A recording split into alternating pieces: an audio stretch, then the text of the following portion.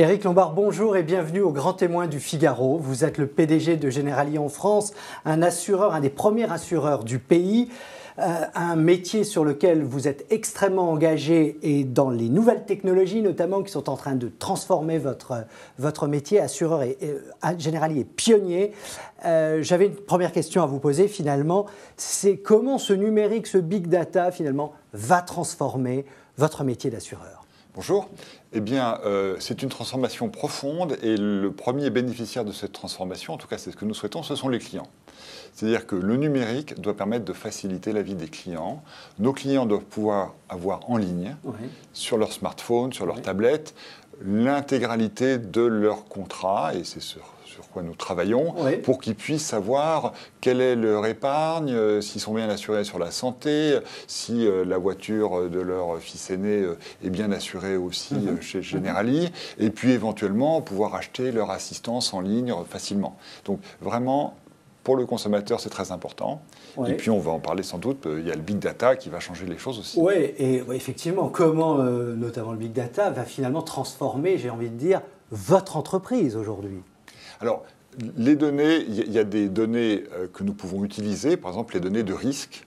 Et le big data va permettre de s'assurer en donnant moins d'informations à l'assureur, parce que nous, on va pouvoir aller chercher sur le web ou dans ce qui est disponible les éléments d'information qui vont nous permettre de faire un tarif. Donc à nouveau, ça va simplifier la vie du souscripteur. Par exemple, on peut faire une responsabilité civile juste avec le numéro SIRET.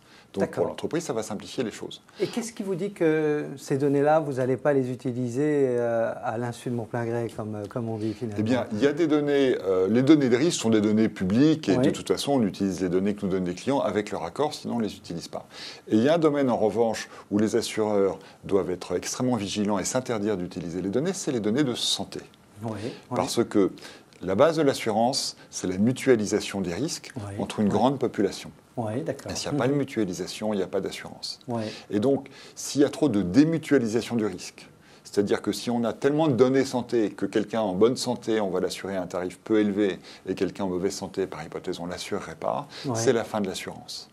Ce qui n'est bon ni pour les personnes que nous souhaitons assurer, ni pour les compagnies naturellement, qui dans ces cas-là n'ont plus d'activité.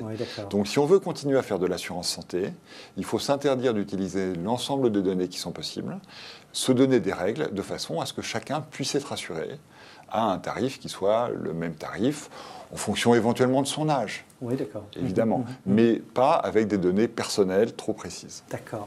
Vous avez évoqué, vous dites que la mutualisation n'est pas véritablement remise, ne peut pas forcément être mise en question.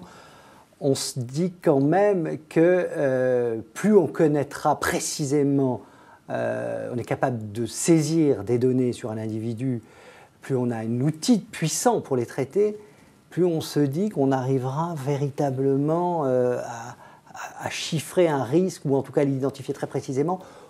Redites-nous pourquoi la mutualisation n'est pas en danger. Alors, la mutualisation, elle peut avoir des limites quand ça a une vertu d'intérêt général. Je pense à l'assurance auto. Il est vertueux qu'un mauvais conducteur paye une assurance plus chère. D'ailleurs, il sera même vertueux qu'un très mauvais conducteur ne conduise pas.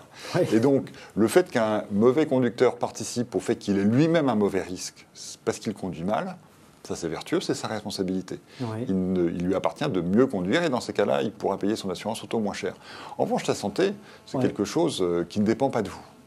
Et donc, si on veut pouvoir continuer à assurer, encore une fois, il faut qu'il y ait cette mutualisation qui fonctionne déjà dans notre société sur des risques aggravés, sur lesquels la mutualité des assureurs veille à ce que les risques dits aggravés soient bien assurés. Ça vaut aussi pour certains risques immobiliers dans certains endroits de France où ces risques sont plus difficiles à assurer et où nous veillons dans la communauté des assureurs à ce que ces risques soient assurés. Donc les assureurs sont aussi garants du maintien de cette mutualisation, ça fait partie de notre mission et des valeurs de ce métier. Et vous y êtes attaché? Alors on y est très attaché parce que assureur c'est aussi un métier qui demande une éthique et il faut naturellement s'interdire d'utiliser des données personnelles. Non seulement la loi ne nous le permet pas, mais même si la loi nous le permettait, il faudrait que nous, on se l'interdise. D'ailleurs, je peux donner un exemple à cet égard. Les assureurs, spontanément, ont demandé à ce que pour l'assurance emprunteur, ou l'assurance décès, il y ait un droit à l'oubli. Et que quand nous sommes informés que tel ou tel client a eu une pathologie grave dans le passé, eh bien 10 ans après, on n'a pas le droit d'utiliser cette information pour que une personne qui a eu un problème grave, eh bien, puisse avoir une chance, une fois qu'elle est guérie, merci, ça arrive très souvent dans la plupart des cas, eh bien, d'avoir un tarif qui ne tient pas compte de cet accident de vie qu'elle a eu dans le passé. Et vous nous rassurez, c'est respecté, ce respect du droit à l'oubli, ça vous y a pas c'est complètement respecté. C'était une initiative des assureurs qui a été enregistrée par la loi, donc en plus maintenant c'est dans la loi, donc les pouvoirs publics en sont garants, mais nous-mêmes nous sommes très attachés à ces principes. Très bien. Éric Lombard, merci beaucoup et au plaisir de vous retrouver. Merci à vous. Merci.